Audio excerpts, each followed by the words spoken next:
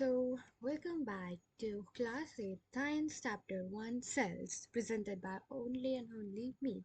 Okay, so आज की class पे हम बहुत कुछ फन करने वाले हैं, इंटरेस्टिंग होने वाली है, so please be focused and concentrate. So, कुछ भी शुरू हो उससे पहले मैं आपको देना चाहूँगी एक बहुत ही अच्छा सा vibe. So, here you go. Sorry.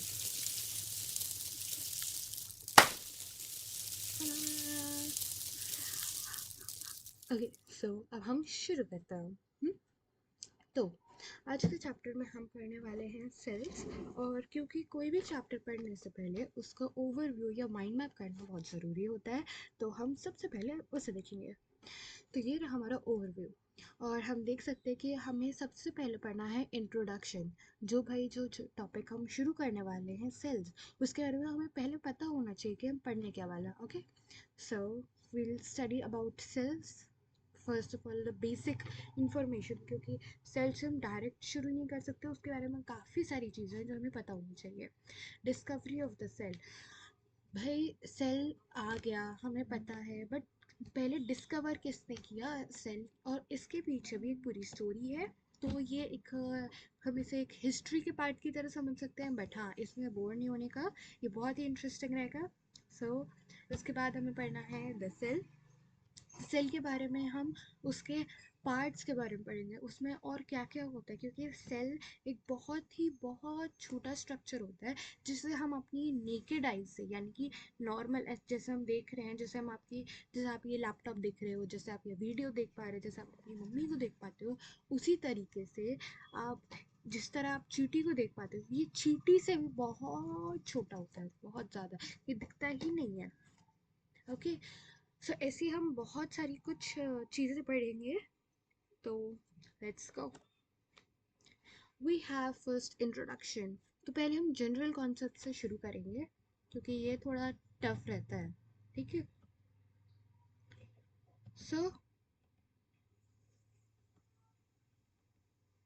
हाँ, will start with the topic all living organic. पहले है सेल्स. जो हम पढ़ रहे हैं उसकी डेफिनेशन क्या है.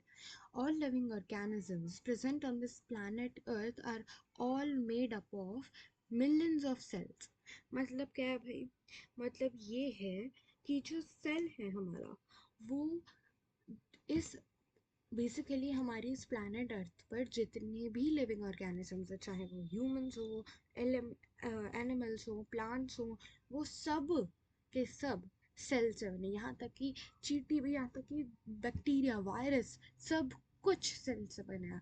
ओके, सेल के बिना कोई भी लिविंग ऑर्गेनिज्म लिविंग कहला ही नहीं सकता. Okay, some organisms have only one single cell.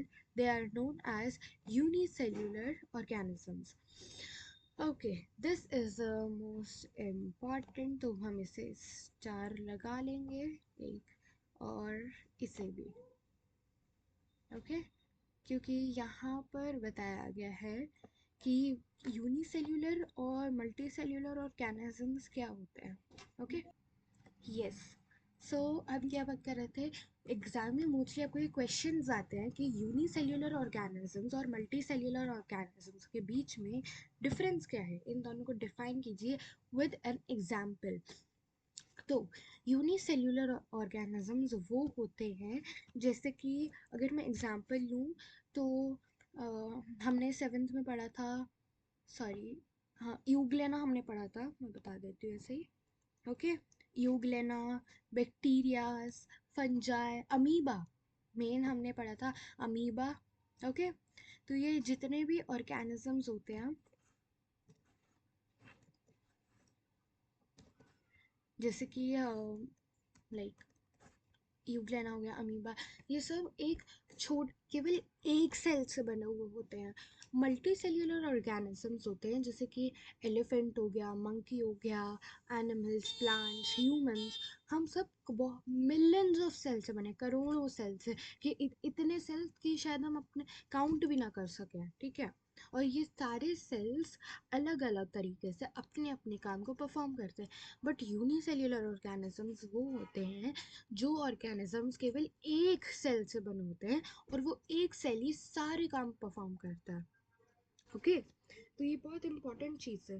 अब हमारे लिए पढ़ना ये इम्पोर्टेंट है कि आखिर जो हमारी सेल्स हैं वो काम क्या करते हैं। भाई जो हम पढ़ रहे हैं उसका सेल का कुछ मतलब तो होता होगा काम, क्योंकि हमारी बॉडी में अगर कुछ भी है, छोटी से छोटी चीज़ का भी कुछ ना कुछ मतलब है कि वो कुछ काम करती होगी।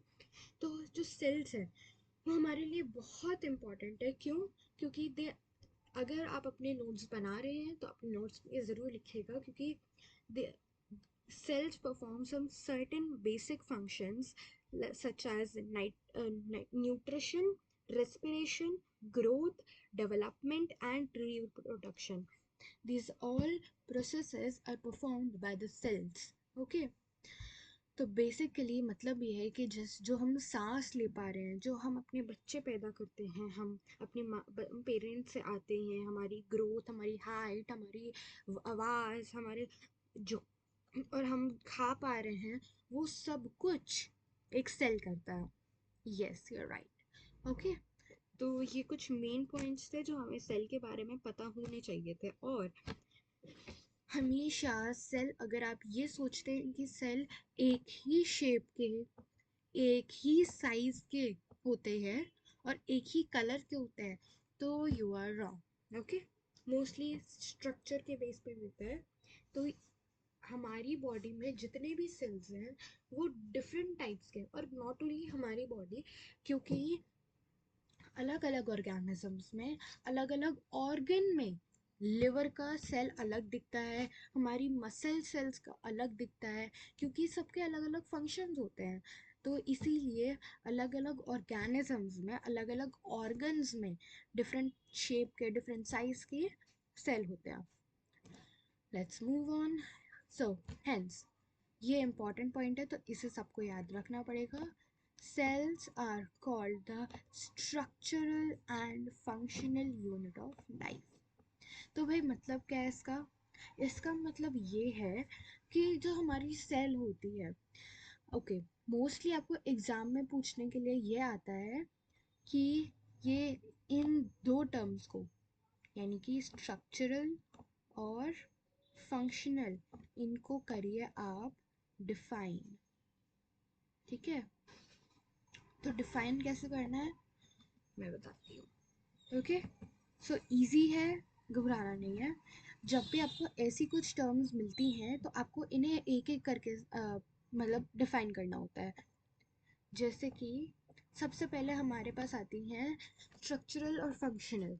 स्ट्रक्चरल यूनिट क्या होती हैं? स्ट्रक्चरल हम बात कर रहे हैं स्ट्रक्चर की, यानी कि हमारी बॉडी की। अच्छा, अब सेल्स जो होती है वो हमारी बॉडी में बहुत छोटी होती है। जैसे कि हम कह सकते हैं, मैं एक एग्जांपल लूँगी स्केल का। ओके, जैसे हमारा एक स्केल होता है, स्केल में सबसे बड़ी यूनिट क्या होती है? किलोमीटर। किलोमीटर से छोटी मीटर। मीटर से छोटी सेंटीमीटर। सेंटीमीटर से छोटी मिलीमीटर। मिलीमीटर से छोटी भी कुछ यूनिट्स होती हैं जिनके बारे में हमें नहीं पता है। ओके, तो ये बहुत छोटी छोटी यूनिट्स होती हैं। तो अगर हम बात करें तो मिलीमीटर को हम कंपेयर कर सकते हैं सेल से, और किलोमीटर को हमारी बॉडी से। हमारी जो बॉडी है वो सेल से ही चलती है। हाँ, हमारी बॉडी में जितने भी digestive system, nerve system, organs, liver, intestine, anus, जितनी भी चीज़ें हैं, हमारा ब्रीदिंग, ये सब सेल से होता है। तो स्ट्रक्चरल अगर आपको आएगा तो आप ये लिख सकते हैं, all living organisms present on this earth are all made up of millions of cells. अब फंक्शनल कैसे हुआ भाई? फंक्शनल अभी अभी मैंने आपको बताया था कि हमारा जो सेल है वो कुछ सर्टेन फंक्शंस परफॉर्म करता है, जैसे कि ग्रोथ, डेवलपमेंट, रिप्रोडक्शन, न्यूट्रिशन। तो आप इस पॉइंट फंक्शनल को डिफाइन करते वक्त आप ये पॉइंट लिख सकते हैं। सॉरी, फंक्शनल में हम ये लिख सकते हैं कि these cells perform different types of basic functions that help our body to carry out daily processes। और एग्जाम्पल में आप उन प्रोसेसेस के नाम लिख सकते हैं। ओके, ओके, अब हम पढ़ेंगे हु डिस्कवर्ड द सेल। भाई अब हमने ये पढ़ लिया कि सेल क्या होता है, सेल की ज़रूरत क्या है, और ये जानना है कि सेल को डिस्कवर किसने किया था और कैसे किया था। ओके, तो ये एक पृथ्वी पे रहने वाले एक मनुष्य की बात हो रही है, रॉबर्ट हुक। ये एक जाने माने बहुत ही फेमस साइंटिस्ट थे। ओके, तो ये आई थिंक हमारे हिसाब से तो ये फॉरेन के ही साइंटिस्ट थे, इंडियन तो लग नहीं रहे हैं शहर से। ओके, तो he was the first scientist to find about cells during 17th century, during 1665। मतलब ये है कि हमारा जो ये सेल था, ये इसके बारे में उन्हें पता चला था 17 से। एग्जैक्टली अगर बात करें हम, तो उन्हें पता चला था 17th ऑफ सेंचुरी 1665। ओके, तो मेनली हम ये कहेंगे कि उन अगर आपको ये पूरी स्टोरी सुनिए तो ध्यान से सुनिएगा। हमारे जो सेल्स हैं ये इतने छोटे होते हैं कि हम इन्हें देख नहीं सकते, जो जैसे कि मैंने शुरू में ही बताया था। तो हम इन्हें देखेंगे कैसे, इनके बारे में जानकारी कैसे लेंगे? इनके बारे में हम जानकारी ले सकते हैं माइक्रोस्कोप से। ओके, अभी माइक्रोस्कोप क्या होते हैं? माइक्रोस्कोप एक डिवाइस होता है जो छोटी से छोटी चीज़ भी देख सकता है। हम टेलीस्कोप की जैसे टेलीस्कोप होता है जिसे हम प्लैनेट्स को नहीं देख सकते, वो उन प्लैनेट्स को देख सकता है, दूर दूर तक देख सकता है। वैसे ये माइक्रोस्कोप बहुत ही डीप जाके देख सकता है, वायरसेस को, बैक्टीरियाज को देख सकता है।